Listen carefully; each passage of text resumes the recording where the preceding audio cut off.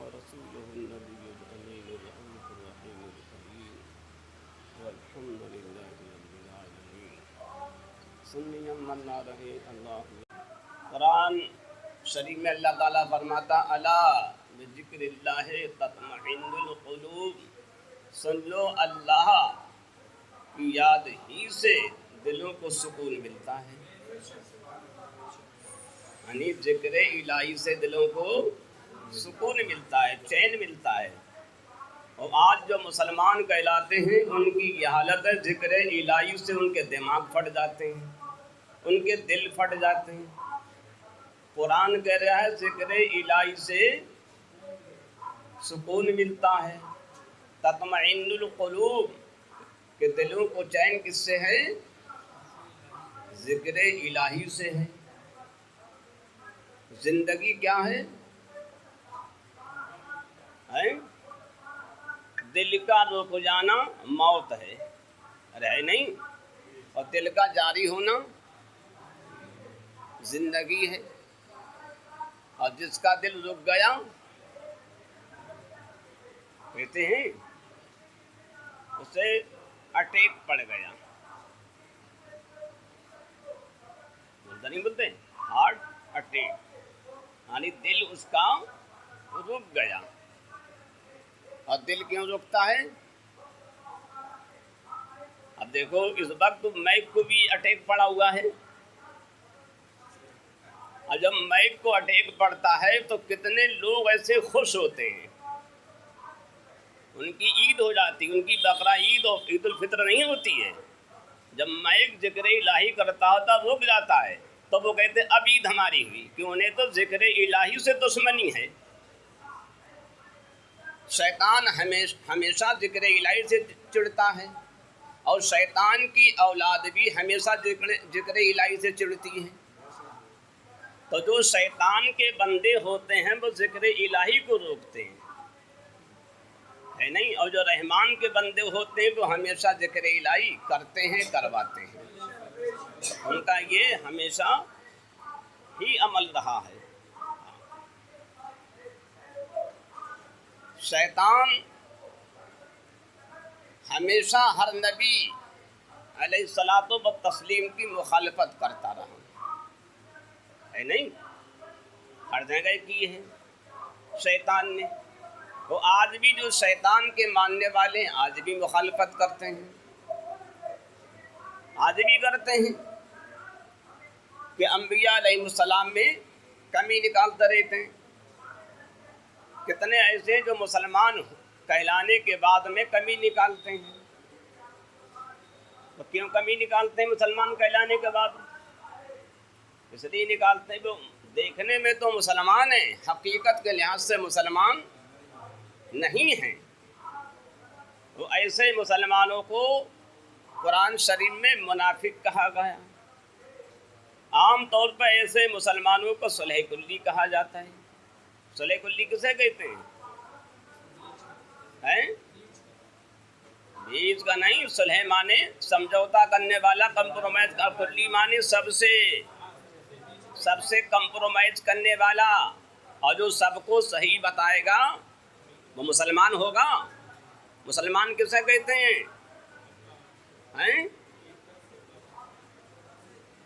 لا الہ کا بھی کلمہ پڑھا، کیا اس کا ترجمہ ہے؟ نہیں کوئی لا الہ الا اللہ، نہیں کوئی معبود۔ معبود کسے کہتے ہیں؟ جس کی عبادت کی جائے۔ بندہ کسے کہتے ہیں؟ عبادت کرنے والے کو۔ بندے کے بھی بہت معنی، جب اللہ تعالیٰ کے لیے بولا جائے گا جو اللہ کا بندہ تو اس کی عبادت کرنے والا، جب بولا جائے رسول کا بندہ ہے یا غوث کا بندہ ہے تو اس کا معنی ہوگا ان کا خادم، ان کا غلام، سمجھے؟ بندے کے بھی بہت سے معنی ہیں۔ اب بہت سے ایسے گدھے ہیں جو سمجھتے ہی نہیں کون سا معنی کہاں لگے گا۔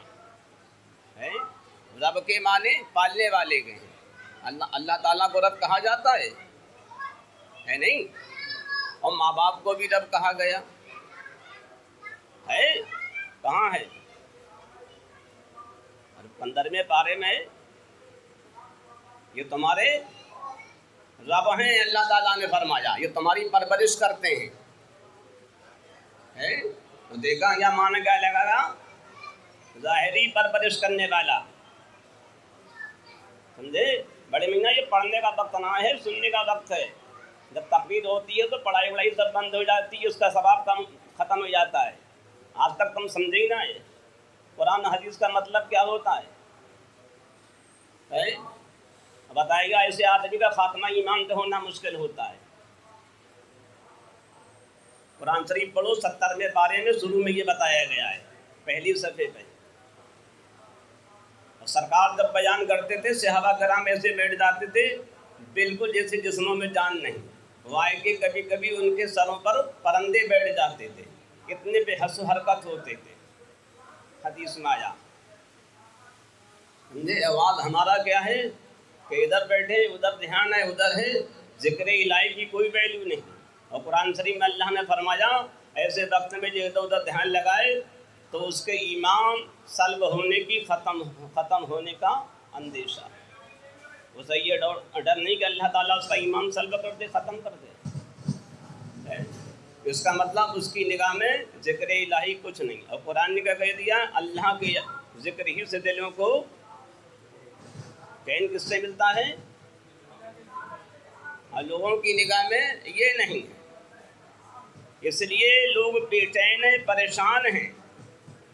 اگر ذکر الہی کرنے لگیں تو پریشانی ختم ہو جائے. ہر بیماری ہر مرض کی دوا کیا ہے؟ ذکر الہی. اور ذکر الہی کی بہت سی قسمیں ہیں. اللہ کے محبوب بندوں کا ذکر کرنا یہ بھی کیا ہے؟ ذکر الہی ہے. یہ سب کیا ہے؟ ہاں سب ذکر الہی ہے. اور قرآن شریف میں دیکھو ان سب کا ذکر آیا.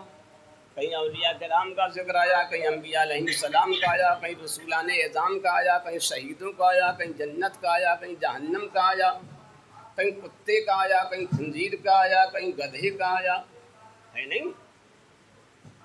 اور سب قرآن ہے. سب قرآن تو سب کہا جائے گا، سب قرآن کہا جائے گا ایسے. اب یہ بات اسی ہے کون سی آیت کا پڑھنے کا زیادہ ثواب ہے، یہ دوسری چیز ہے. ایک پروگرام میں تھا اور اس میں قریب 17-18 دیوبندی مولوی تھے. اب مجھے بلایا تو میں نے کہا بھائی جہاں دیوبندی وہابی ہوتے اس پروگرام میں تو جاتا نہیں. بولے حضرت عزت کی بات ہے، یہ سب آئے ہیں ایک مسجد پہ قبضہ کرنے کی. اس سے بہت بڑا مدرسہ اور بہت بڑی مسجد دلی کی بات ہے. تو میں نے کہا اچھا. بولے ہاں. بولے آپ کو ان سب کا جواب دینا ہے. میں نے چلو. میں تھا تو ایک مولوی اور تھے سنیوں کے. اب انہوں نے تقریر کری اور جلسے کا نام رکھا گیا عید میلاد النبی صلی اللہ علیہ وسلم. اب انہوں نے مولانا صاحب نے تقریر کری تو تقریر میں سرکار کا میلاد بیان کر دے تو اس میں اعلیٰ حضرت کا بھی انہوں نے ذکر کیا اور بزرگوں کو کیا، کافی انہوں نے ذکر کیا. اس کے بعد ایک دیوبندی مفتی اٹھا اور کہنے لگا بھائی میلاد کہتے ہیں حضور کے ذکر کو، حضور کی پیدائش بیان کرنے کو، اور اس کا پروگرام کا نام رکھا انہوں نے عید میلاد النبی صلی اللہ علیہ وسلم. اور اس میں یہ مولانا احمد رضا کا ذکر کر رہے ہیں تو عید میلاد النبی کہاں؟ ان کے گھر کا ذکر کر رہے ہیں. اس میں عبد القادر جیلانی کے کر رہے ہیں، اس میں اجمیر کے خواجہ غریب نواز کا کر رہے ہیں. تو یہ میلاد شریف کہاں؟ بولے میلاد ہوا ہے؟ کیسے میلاد ہوا؟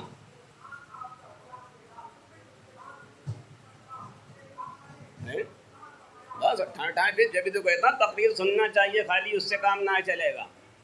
امام حسین حج چھوڑ کے سمجھے کربلا گئے. دنیا حج میں جاتی ہے، ارے گئے نہیں کربلا. ادھر 8 تاریخ ہے ذی الحجہ کی، سب سمجھے نہا کے احرام باندھ کے طواف کعبہ کر رہے ہیں، مینا میں جانے کی تیار کرنا 8 میں جاتے ہیں. آپ لوگ گئے نہیں گئے 8 میں گئے. اور 8 تاریخ میں امام حسین جو ہے مکہ چھوڑ رہے ہیں. اب بتائیے دنیا کے کونے کونے گوشے گوشے کا آدمی حرم پاک میں پہنچا ہے، 8 تاریخ ہے. مینا میں جانے کی تاریخ مینا کو جا رہے ہیں، اور امام حسین ان کے ساتھی جو چند ہیں وہ سب کہاں؟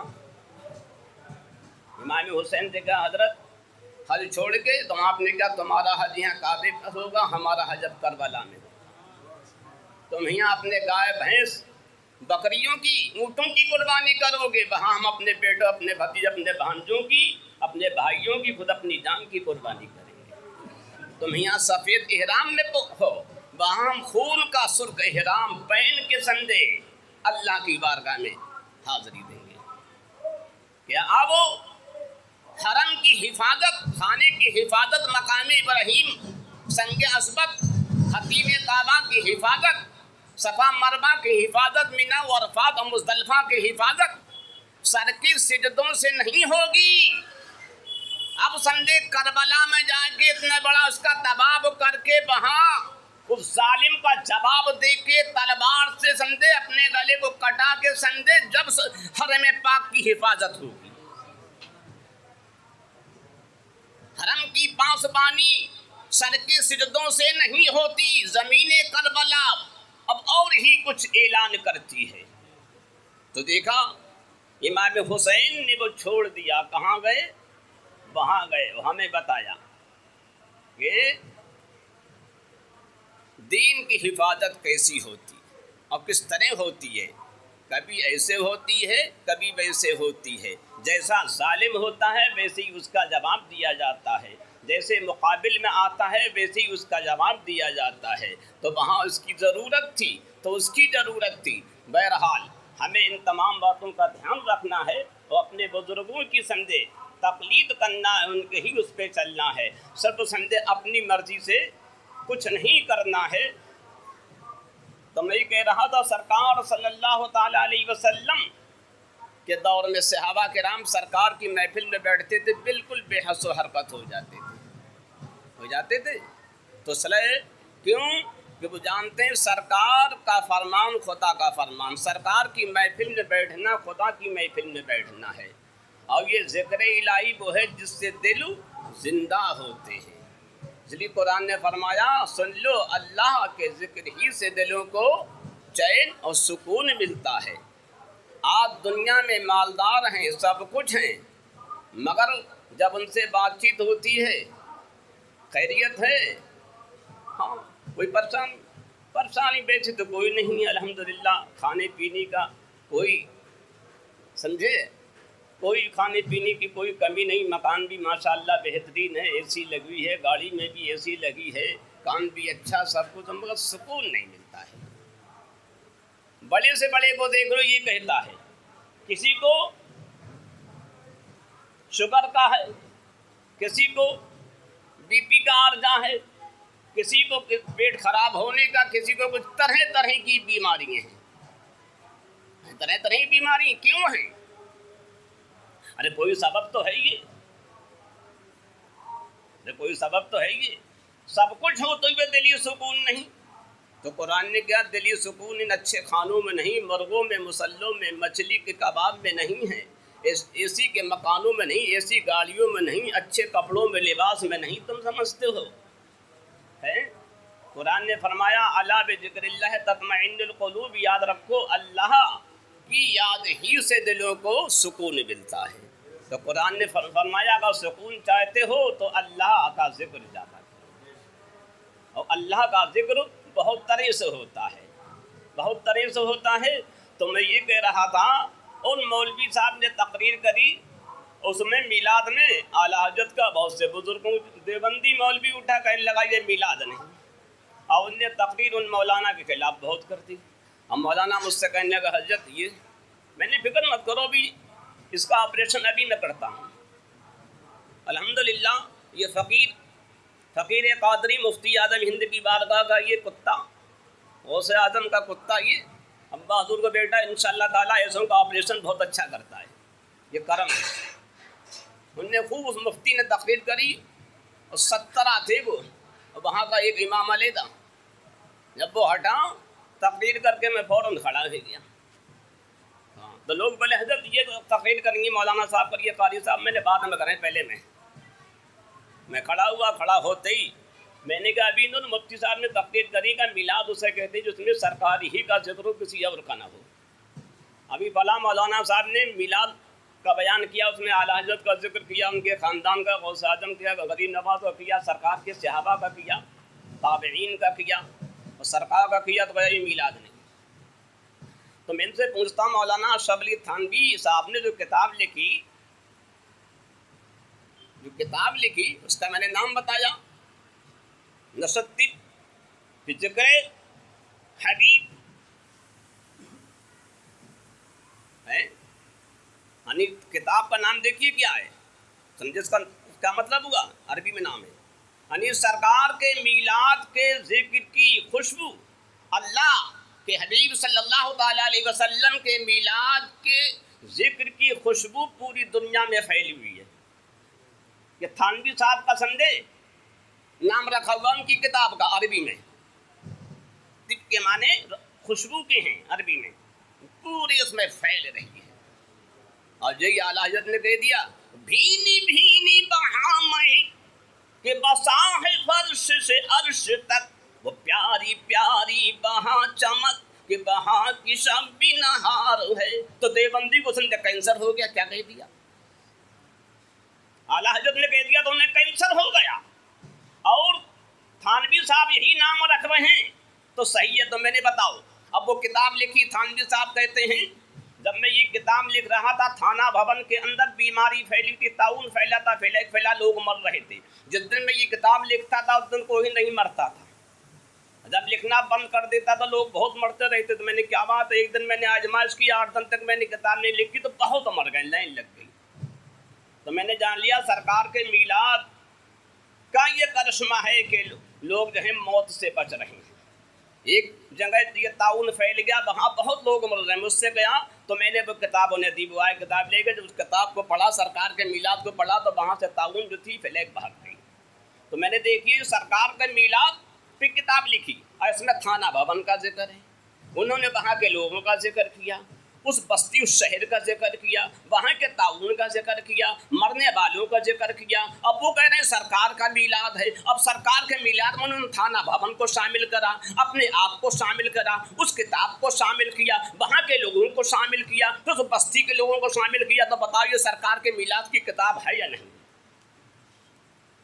ہے, یا نہیں ہے؟ بولے ہے. تو میں نے پھر جب وہ کتاب ہے تو مولانا نے جو ذکر کیا تو یہ بھی میلاد رسول ہے. تم سمجھے نہیں میلاد کسے کہتے ہیں؟ میلاد کہتے ہیں سرکار کے بیان کو, سرکار کی زندگی کو, ان کی ولادت کو. تو ان کی ولادت کا پتہ کہاں سے لگے گا؟ صدیق اکبر کی زبان سے تو لگے گا, فاروق اعظم کی زبان سے لگے گا, عثمان غنی کی زبان سے لگے گا, مولا علی کی زبان سے لگے گا, حسنین قریبین کی زبان سے لگے گا, صحابہ کرام کی زبان سے لگے گا, تابعین کی زبان سے لگے گا, غوث و خواجہ کی زبان سے لگے گا, اعلیٰ حضرت مفتی اعظم تاج الشریعہ ان اللہ والوں کی زبان سے تو پتہ لگے گا. بغیر ان کے ہمیں نہیں پتہ ہوگا. حدیث ملی ہے تو انہی سے ملی ہے نہیں. تو ہم نے اب سمجھے میلاد کسے کہتے ہیں. میلاد جب کرو گے تو سب کا ذکر آئے گا, اور ان سب کے ذکر کو اللہ نے اپنا ذکر بتایا.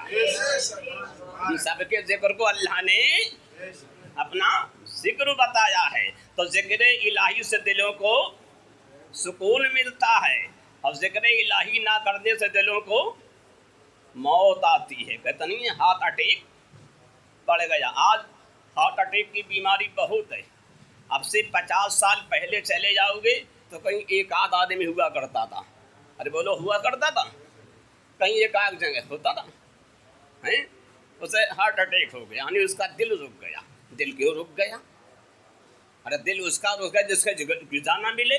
اور دل کی غذا کیا؟ ذکر الہی ہے. جب ذکر الہی نہیں کرے گا دل رک ہی جائے گا. گاڑی کب رکے گی؟ جب اسے تیل نہ ملے, CNG نہ ملے, ہے نہیں, اسے پیٹرول نہ ملے, ڈیزل نہ ملے, جبھی تو رکے گا.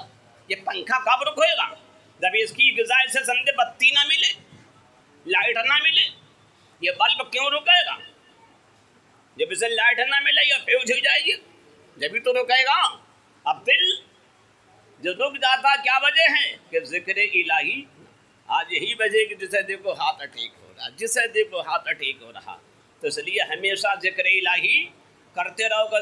تاکہ ہارٹ اٹیک جیسی بیماری سے، ہاں اس کے بعد بھی اگر سمجھے ہارٹ اٹیک کسی کو ہو جائے تو وہ دوسری بات ہے، تو اس کا اب ہارٹ اٹیک جو ہے وہ والا نہیں، اب اس کا ہارٹ اٹیک اللہ کی طرف سے، اس بیماری میں مرنا اب اس کے لیے شہادت ہے، اس بیماری میں مرنا اس کے لیے شہادت ہے۔ ویسے اللہ والوں کا دل کبھی رکتا نہیں، وہ بعد وفات بھی ذکر کرتا رہتا ہے۔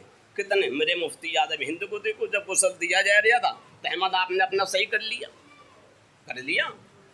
غریب نواز کو دیکھو، محبوب الہی کو دیکھو، جب لے کے جا رہے ہیں قبر شریف میں دفن کرنے کے لیے، اذان ہوئی اشہد ان لا الہ الا اللہ کہا تو ایک دم ہاتھ اٹھا دیا، انگلی اٹھائی۔ کتنے ایسے بزرگ ہیں جو اٹھ کے بیٹھ گئے، جب انہوں نے یہ دیکھا کتنے تختے پہ لٹالا جا رہا تو سمجھو اس وقت ان کی زبان چلنے لگی، پڑھنے لگے۔ کتنوں کو دیکھا گیا، ایسے ایک نہیں، بہت بزرگ ہیں۔ تو جو اللہ والے ہوتے ہیں ان کا دل کبھی رکتا نہیں ہے، اس لیے ہمیشہ اللہ کے ذکر میں اپنے آپ کو رکھنا چاہیے، اس سے جو ہے تمام پریشانیاں بیماریاں دور ہوتی ہیں۔ آج آدمی بہت علاج کرا رہا ہے مگر کوئی حل نہیں، ہر بیماری کا علاج ہے ذکر الہی۔ میں نے جو آیت پڑھی اس میں ابراہیم علیہ السلام کا ذکر ہے، اور ابراہیم علیہ السلام آپ جانتے ہی ہو کہ حضور کے بعد میں سب سے افضل نبی ہیں۔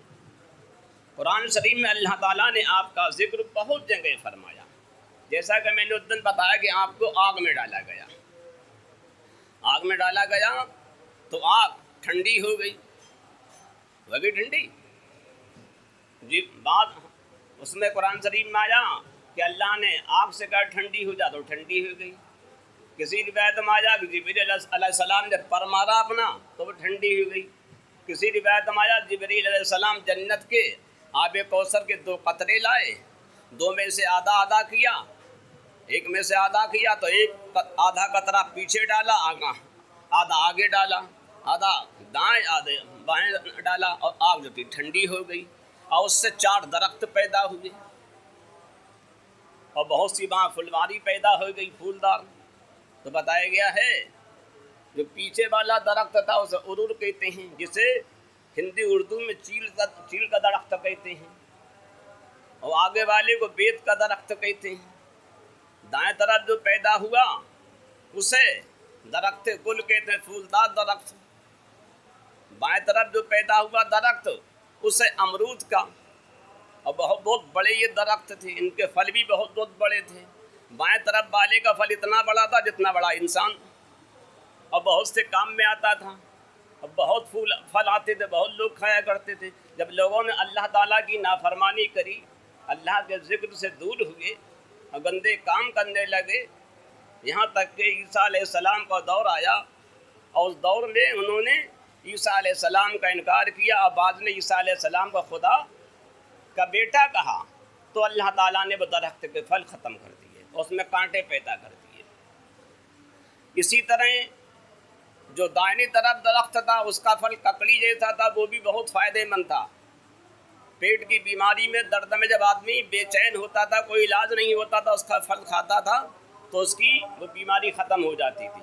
جب لوگوں نے اللہ تعالیٰ کی نافرمانی کری، گناہ میں مبتلا ہوئے، یہاں تک کہ مجوسیوں نے اللہ تعالیٰ کے ساتھ میں شریک کیا لوگوں کو اور دوسرے جھوٹے معبودوں کو، تو پھر اللہ تعالیٰ نے اس پھل کو ختم کر دیا۔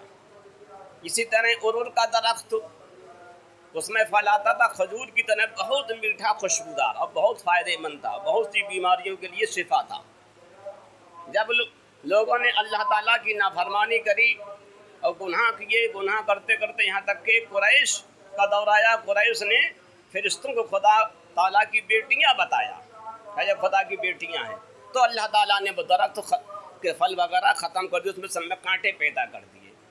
اسی طرح جو درخت آنکھ کے سامنے تھا، جسے بیت کا کہا جاتا ہے، اس میں پھل آتا تھا خربوزے کے برابر، بہت بڑا درخت تھا اور بہت فائدہ مند تھا، اور لوگ اس سے بہت فائدہ اٹھاتے تھے، بہت اس میں پھل آتے تھے۔ جب لوگوں نے خدا کی نافرمانی کی اور اتنے گناہ کیے، یہاں تک کہ عزیر علیہ السلام کو لوگ خدا کا بیٹا کہنے لگے، تو तो अल्लाह ताला ने उस दरख्त के फल ख़त्म कर दिए और उसमें कांटे पैदा कर दिए। तो मालूम यह हुआ जब आदमी नाफरमानी करता है, गुनाह करता है, तो अल्लाह ताला अपनी नेमतें ख़त्म कर देता है। आदम अलैहिस्सलाम हज करने के लिए आए थे, घर पे आपके बेटे थे हज़रत हाबील और काबिल। काबिल ने हज़रत हाबील का कत्ल कर दिया। आदम अलैहिस्सलाम अभी मक्का शरीफ में हैं तो देखा ज़मीन ऊबड़ खाबड़ हो गई और पथरीली हो गई, बड़े बड़े नोकदार पत्थर पैदा हो गए, झाड़ियाँ पैदा हो गईं और कांटे वाले दरख्त पैदा हो गए। आदम अलैहिस्सलाम ने देखा जिन फलों के जायके बड़े अच्छे थे, बहुत शीरी थे, मीठे थे, वो खट्टे पड़ गए, कड़वे हो गए। जो फूलदार दरख्त थे उनमें कांटे निकल आए, वो हवाएं जो थी गरम गरम चलने लगी, बहुत फ़ज़ा बदल गई। आपने अल्लाह रब्बुल इज़्ज़त की बारगाह में अर्ज़ किया, मौला ताला क्या हुआ? तो अल्लाह ताला ने फरमाया मेरे एक नेक बंदे का कत्ल कर दिया गया। हाँ, तो उस वजह से मेरे जलाल की वजह से यह सब चीज़ें बदल दी गई। तो कौन? तो अल्लाह ने फरमाया हज़रत हाबील का कत्ल जो है काबिल ने कर दिया, तुम्हारे नाफरमान जलील बेटे ने। देखा, वो भी उन्हीं का बेटा था। तो मालूम हुआ जब किसी अच्छे का कत्ल होता है तो अल्लाह ताला अपनी बरकतें ख़त्म कर देता है, फलों से लज्जतें ख़त्म कर देता है, फलों से जायका ख़त्म कर देता है, मिठास ख़त्म कर देता है, उसके अंदर खट्टापन पैदा कर देता है, उन फलों को सड़ाने लगता है। तो जब तक संदे दुनिया के हालात सही रहते हैं अल्लाह ताला अपनी नेमतों पर नेमतें बढ़ाता रहता है। जब नाफरमानियाँ होती हैं तो अल्लाह ताला ये तरह तरह के काम करता ताकि बंदों को इबरत हासिल हो। आज हम देख रहे हैं कि आदमी बहुत कमाता है फिर भी बरकत नहीं। क्यों नहीं बरकत है? कि अल्लाह की नाफरमानी की वजह से। अल्लाह ताला कुरान शरीफ में फरमाता है मैं जाऊँ तो थोड़े रिस्क को बहुत ज़्यादा कर दूँ, अब मैं चाहूँ बहुत को थोड़ा सा कर दूँ। और देखो ऐसा बहुत है, आज लोग इतना कमाते हैं फिर भी अक्सर यही कहते हैं बरकत नहीं होती। क्यों नहीं होती? मगर आदमी ये नहीं देखता हरकत कैसी है। तो पहले अपनी हरकत भी देखना चाहिए, उसके बाद बरकत पे समझे उसकी नज़र जाना। जब हरकत अच्छी होती है तो बरकत भी सही होती है। आज हमारी हरकतें बहुत गलत हैं। अब देखो जो अल्लाह के नेक बंदे होते हैं उनका बात थोड़ा होता है, वह इतनी बरकत होती बहुत। उनके कोई कारोबार नहीं होते हैं, उनकी कोई फैक्ट्रियाँ नहीं होती हैं, उनके कोई कारखाने नहीं होते हैं, मगर उनका ये आलम होता है कि उनके यहाँ समझे 10 आए वो भी समझे खाना खाते, 1 आए वो भी खाता, जितने आए वो भी खाते हैं। अब माशाअल्लाह उनके घर के हालात अच्छे होते हैं, वो कभी शिकवा नहीं करते हैं। अगर उनके पास 1 रुपया भी होता है तो अल्लाह ताला 1 रुपया को इतना बढ़ा देता है कि उनकी ज़रूरत पूरी कर दिया करता है। ये क्यों? कि ये तकबीर की समझे बिना है, ये परहेजगारी की बिना है। आप देख रहे हैं बहुत से औलिया किराम आज भी हैं जिनके यहाँ जिनकी बारगाह में कितना लंगर चलता है, ये सब चलता है। क्या उनकी फैक्ट्रियाँ लगी हुई हैं? नहीं। इसलिए हमें चाहिए हम तकवा परहेजगारी को अपनाएं।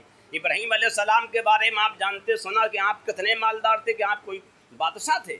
ज़ाहिरी बादशाह नहीं थे, तो बादशाह थे, आप रूहानियत के बादशाह थे। और कितने मालदार थे, सारा का सारा माल आपने अल्लाह की राह में कुर्बान कर दिया। आप जितने भी जंगली जानवर हैं, गाय हैं, ये गाय भैंस वगैरह जंगली सब इब्राहीम अलैहिस्सलाम ही की हैं जो क़यामत तक रहेंगी। आपने छोड़ दी, पूरी दुनिया इनसे फ़ायदा उठाए। कितना आपका समझे ये जानवर भेड़ बकरी सब आप ही की हैं। कितने बड़े मालदार थे और ज़ाहिर में कुछ नहीं था, वैसे बहुत बड़े मालदार थे। तो मालूम हुआ जब आदमी परहेजगारी को अपनाता है तो अल्लाह ताला उसकी थोड़ी चीज़ को बहुत कर दिया करता है। इसलिए हमें चाहिए हमेशा हम परहेजगारी को अपनाएं, अच्छे काम करने की कोशिश करें और बुराई से बचें। आज दुनिया के अंदर जुल्म सितम जो हो रहे हैं वो क्यों हो रहे हैं? कि हम जब गुनाह करने लगे तो हमारे आपसी में समझे खुद इतनी मुखालफत हो गई कि एक दूसरे के दुश्मन बन गए। आज मुसलमान का दुश्मन है, गैर मुसलमान को छोड़ो, गैर मुसलमान तो हमेशा तो समझे इसी में रहा है। उनने तो हमेशा ही किया। इब्राहीम अलैहिस्सलाम के ज़माने में देखो कितना हुआ, 1 लाख बच्चों का कत्ल किया गया, लड़कों का है।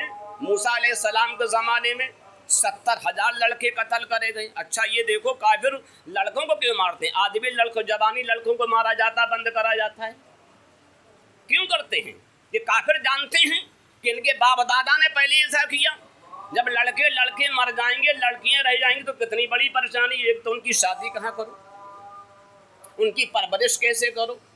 اب جب 1,00,000 بچے مارے گئے اور لڑکیوں کو زندہ رکھا گیا، اب ان کی شادی کہاں ہوئی. جب 70,000 لڑکے مارے گئے موسیٰ علیہ السلام کے دور میں بنی اسرائیل کے، اب جو لڑکیاں زندہ کری گئی، قرآن شریف میں آیا رکھی گئی، انہیں نہیں قتل کیا گیا، اب وہ لڑکیوں کی پھر شادی کہاں ہوئے گی، ان کی پرورش کیسے ہوئے گی، کیا ہوگا. آج بھی سمجھے کافروں کا وہی پلان ہے، جوان لڑکوں کو مارو یا جیل میں بھر دو، اور لڑکیوں کو سمجھے یہ طرح طرح کو اس میں دے کے کسی کو کافرہ بنا رہے ہیں، کسی کو کچھ کر رہے ہیں، کسی کو کچھ کر رہے ہیں، تاکہ سمجھے یہ پریشان کر رہے ہیں. تو جیسے ان کے باپ دادا نے کیا ویسے یہ کر رہے ہیں. اللہ تعالیٰ دیکھ رہا، اللہ تعالیٰ انصاف کرنے والا ہے. آج یہ خود آپس میں سمجھے ایک دوسرے کے مخالف بن گئے. آپ دیکھو کتنے حادثے آئے دن سمجھے سنتے رہتے ہو کہ فلاں لڑکی نے اپنے شوہر کو مار دیا، فلاں عورت نے اپنے شوہر کو مار دیا، اسے مار دیا. خود انہی کے اندر کتنا ہو رہا ہے. یہ کیا ہے؟ یہ ناانصافی کی بات ہے. جب یہ ناانصافی کر رہے ہیں تو اللہ تعالیٰ انہی کے گھر میں ایک دوسرے کو ان کا ظالم بناتا چلا جا رہا ہے. اب کتنی عورتیں ہیں غیر مسلم جو اپنے شوہروں کو مار چکی ہیں، کتنی لڑکی ہیں غیر مسلم اپنے شوہروں کو مار چکی ہیں. اللہ تعالیٰ فرماتا ہے ظالم، تو مسلمانوں کے ساتھ ایسا کر رہا، ان کے جوانوں کو قتل کر رہا، جیل میں بھیج رہا، تو اپنی حالت دیکھ لے. تو اللہ تعالیٰ خود نے آپس ہی میں مروا رہا، جیسے فرعون نے کیا تھا آپس میں مروا پورے اور سب کو دریائے سمجھے حمر میں یا دریائے دجلہ میں انہیں غرق کر دیا. جیسے نمرود نے کیا تو اللہ تعالیٰ نے انہیں آپس میں مروایا، اور کس طرح سے بری بہت سے وہ دنیا سے گیا. تو آج بھی وہی ہو رہا ہے. لہٰذا ہمیں چاہیے ہم گناہ سے پرہیز کریں، اچھے بنیں، نیک بنیں. جب اچھے بنیں گے، پرہیزگار ہوں گے تو انشاءاللہ تعالیٰ ہمارا کوئی بھی کچھ نہیں کر سکتا ہے. ابراہیم علیہ السلام اپنے وقت میں سب سے زیادہ پرہیزگار، اور دیکھو ان کے ساتھ کیسے کیسے معاملات آئے، اور سب میں وہ کامیاب رہے. اور انہوں نے رب تعالیٰ سے جو بھی عرض کی، رب تعالیٰ نے ان کی عرض فوراً قبول کر لی، کوئی دیر بھی نہیں لگی. ابراہیم علیہ السلام نے ایک مرتبہ دریا کنارے ایک جانور کو دیکھا پڑا ہوا ہے، مرا ہوا. جب دریا میں پانی زیادہ آتا ہے تو دریا کی مچھلی وغیرہ اور جانور کی لاش کو کھاتے ہیں. جب پانی کم ہو جاتا ہے تو جنگلی جانور جو ہے وہ آتے ہیں، اسے کھاتے ہیں. جب وہ ہٹ جاتے ہیں تو کوے ہیں، چیل ہیں، گدھ ہیں، وہ اس کی لاش کو کھاتے. ابراہیم علیہ السلام نے دیکھا اور دیکھ کے کہا اس جانور کی لاش کو، اس کے گوشت کو دریائی جانور بھی کھا رہے ہیں، چرندے بھی کھا رہے ہیں، پرندے بھی کھا رہے ہیں، درندے بھی کھا رہے ہیں، سبھی کھا رہے ہیں. ایک لاش ہے کتنے جانوروں کے پیٹ میں پہنچ رہی ہے. اللہ تعالیٰ اسے قیامت میں کیسے زندہ فرمائے گا؟ ہے نہیں. قبر کسے کہتے ہیں؟ قبر کسے کہتے ہیں جانتے ہو؟ قبر کسے کہتے ہیں؟ نہیں بتا رہے. جہاں کسی کو دفن کرا جائے، جہاں کوئی لاش ہو میت تو اسے قبر کہتے ہیں. تو بتاؤ انسان کا پیٹ قبر ہے نہیں؟ سب سے بڑا قبرستان تو انسان کا پیٹ ہے. اس میں مچھلی کی بھی لاش، مچھلی بھی کھا رہا ہے، مرغا بھی کھا رہا ہے، بھینسا بھی کھا رہا ہے، دمبا بھی اس میں رکھ رہا ہے نہیں، بھیڑ بھی اس میں رکھ رہا ہے، بکرا بھی اس میں رکھ رہا ہے، بکری بھی اس میں رکھ رہا ہے، گیہوں بھی اس میں رکھ رہا ہے، چاول بھی اس میں رکھ رہا ہے. کتنا بڑا قبرستان انسان کا پیٹ ہے. ارے بتایا قبرستان سے مردے اٹھیں گے، کہاں کہاں سے اٹھیں گے؟ تب وہی تو ابراہیم علیہ السلام نے کہا تھا مالک و مولا یہ کہاں کہاں سے نکلیں گے، کہاں کہاں سے ان کے اجزا زندہ ہوں گے. اور جہاں جو لاش ہوتی وہیں اس کا حساب ہوتا ہے. کسی انسان کو مچھلی نے کھا لیا تو مچھلی کے پیٹ میں ہوگا، کسی کو آگ میں جلائے گا تو اس کا حساب آگ ہی کے اندر ہوگا، کسی کو انسان کھائے گا انسان کو تو اس کا حساب کتاب انسان کے پیٹ ہی میں ہوگا. تو معلوم ہے انسان کا پیٹ بھی بہت بڑا قبرستان ہے. کبھی دھیان دیا آج تک؟ ارے دیکھو تو کتنی لاشیں اس کے اندر آ چکی ہیں، کتنی مچھلی کھا چکے، کتنی بھیڑ بکری، کتنے بھینسے کھا چکے ہو. جب سے پیدا ہوئے ادھر پیدا ہوئے تو کھانا شروع کر دیا، اور کب تک کھایا جائے گا؟ تو یہ سب کیا ہے؟ یہ بہت بڑا قبرستان ہے जैसे कब्र से एक एक कब्र में से कई कई मुर्दे निकलेंगे, ऐसे एक पेट में से बहुत बहुत से मुर्दे निकलेंगे। तो इब्राहिम अलैहिस्सलाम ने ही रब की अर्ज किया माल को, मौला इन सबको कहाँ कहाँ से इकट्ठा करेगा। अल्लाह ने देखना चाहते कि यहाँ तो ठीक है, कचरे पकड़ लो, उन्हें अपनी तरफ हिला लो। जैसे ध्यान में कहते हैं गिदाना, 4 परंदे आपने लिए, अल्लाह का नाम जज़बा किए और उनके परों का हड्डियों का सबका कीमा बनाया, सरों का अलहदा कर दिया और उन्हें 4 परंदों को आप बताया जाता है 4 पहाड़ या 7 पहाड़ या 10 पहाड़ या और ज़्यादा पहाड़ तफसीर के अंदर आया, उन पहाड़ों पे रख दिया गया। या जितने पहाड़ थे उस इलाके में पहाड़ भी बहुत पाए जाते हैं। दुनिया में कितने पहाड़ हैं? पहाड़ किसे कहते हैं जानते हो? इसका माना क्या पहाड़ का? पहाड़ का उर्दू में माना है बहुत ऊंचा गाना, पहाड़ जैसा, समझे। अब ऐसे पहाड़ का इस्तिलाही माना है मजबूत, इसलिए कहते ना ये तो पहाड़ है यार, बहुत मजबूत पहाड़ जैसा, कहना ये जमात पहाड़ जैसी है। और अरबी में इसका माना है पहाड़ का मजबूत मेघ। मेघ किसे कहते हैं? जो गाड़ दी जाती है, इससे कोई चीज़ रोकी जाती है। तो पहाड़ों से ज़मीन रोकी गई, जब ज़मीन पैदा कर ये हिल रही थी तो अल्लाह ने एकदम पहाड़ पैदा करे वहीं बैठ गई, मेखें लगाई दी। है कुरान शरीफ में बजारनल अवतादा जिबाला, 30वां पारा, पहला रुकू। और हमने ज़मीन की मेघों को पहाड़ को बनाया। अवताद ये बतत की जमा है, बत जिसका माना मेघ। अब मेघ भी कई तरह की होती है, जो पत्थर की मेघ होती है उसे अवताद कहते हैं, और जो लोहे की मेघ होती है उसे कुतब कहते हैं। इसलिए जो नीचे दर्जे के कुतब होते हैं उन्हें अवताद कहा जाता है, और जो बड़े दर्जे के कुतब होते हैं सबसे आला, उन्हें कुतब कहा जाता है, अख्ताब कहा जाता है। जो आला दर्जे का कुतब होते हैं, तो अल्लाह ताला ने ज़मीन के ज़रिए से रोक दिया, तो पहाड़ों को डाल दिया वो। फिर इब्राहिम अलैहिस्सलाम ने अल्लाह का नाम लेके उन्हें बुलाया। जब बुलाया वो 4 परंदे, उनका गोश्त कीमा कर दिया था, सब मिला दिया था। जैसे ही आपने आवाज़ दी, हर रेशा यानी बिल्कुल बारीक था, वो एक दूसरे में टच होते हुए अपनी अपनी उससे मिला बहुत जल्दी, हर पहाड़ पे से। और जो उसके बाल जो थे अलहदा हो गए थे, पर वगैरह, वो सब अपने उसमें मिले, सब मिल के अब पूरा समझे वो परंदा बन के वहाँ से भागा। सर आपके पास थे, वहाँ आके सर से टचुआ लगा, सर लग के एकदम समझे इब्राहिम अलैहिस्सलाम का कलमा पढ़ने लगा, ला इलाहा इल्लल्लाह इब्राहिम। तो देखा तो ये इब्राहिम अलैहिस्सलाम ने बुलाया तो मुर्दे जिंदा हो गए। आज वहाबी देवबंदी कहते हैं मुर्दे को क्यों पुकारते हो? क्योंकि मुर्दे को पुकारना शिर्क है। कहते हैं ये मैं कितने बड़े नालायक हैं, जाहिल हैं। मुर्दे को पुकारना ये अल्लाह के नबी की सुन्नत है, रहे नहीं। भाई जो काला इब्राहिम रब्बी अरनी कैफा तो हिल्म होता, काला अवलम तुमिन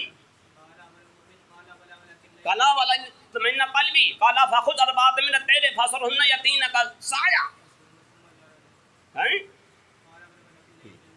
तो देखो अल्लाह ताला इस आयत में जिक्र फरमाया, तो आपने उन्हें पहाड़ों में डाल दिया। सुम्मत हुन्ना, उसके बाद उन्हें आवाज़ दी। किसने आवाज़ दी? इब्राहिम अलैहिस्सलाम ने दी। तो मालूम हुआ मुर्दों को आवाज़ देना ये नबी अलैहिस्सलाम की सुन्नत है, मुर्दों को आवाज़ दिलवाना ये अल्लाह की सुन्नत है। तो आज अहले सुन्नत जो मरने के बाद किसी वली अल्लाह को आवाज़ देते हैं, नबी गौस को आवाज़ देते हैं, गौस कुतुब को आवाज़ देते हैं, सालिहीन सालिहात को आवाज़ देते हैं, तो जो कुरान के मुताबिक देते हैं वो इब्राहिम अलैहिस्सलाम की सुन्नत पे अमल करते हैं, वो अल्लाह के फरमान पे अमल करते हैं। जो इसका इनकार करते हैं वो अल्लाह के फरमान का इनकार करते हैं, जो इससे फिरते हैं वो अल्लाह का दुश्मन बनते हैं, जो अल्लाह वालों को पुकारते हैं वो अल्लाह के महबूब बंदे बन के उनके साथ में जन्नत में जाएंगे। तो मालूम हुआ अल्लाह वालों को पुकारना ये इब्राहिम अलैहिस्सलाम की सुन्नत है। जो कम ज़र्फ कहते हैं मुर्दों को पुकारते हो, ये शिर्क है पुकारना, तो मैं कहता ये इब्राहिम अलैहिस्सलाम की सुन्नत है। तो देखो मुर्दे थे مردے زندہ نہیں ہوئے. زندہ کرنا کس کی شان ہے؟ اللہ کی. اللہ نے زندہ نہیں کیے. زندہ جب کیے جب ابراہیم علیہ السلام نے پکارا تو معلوم ہوا ہر چیز کا زندہ کرنے والا رب ہے. رب جبھی زندہ کرتا ہے جب اس کے محبوب بندے کہہ دیا کرتے ہیں. رب جبھی سمجھو روزی دیتا جب اس کے محبوب بندے کہہ دیا کرتے ہیں. اس لیے رب جبھی جنت دے گا جب سرکار کا اشارہ ہوگا. جبھی تو اعلیٰ حضرت نے کہا سبھی ماتم اٹھے خالی ہو زندہ ٹوٹے زنجیروں گناہگاروں چلو مولا نے در کھولا ہے جنت کا. باخر الدعوانا الحمدللہ رب العالمین لا الہ الا اللہ محمد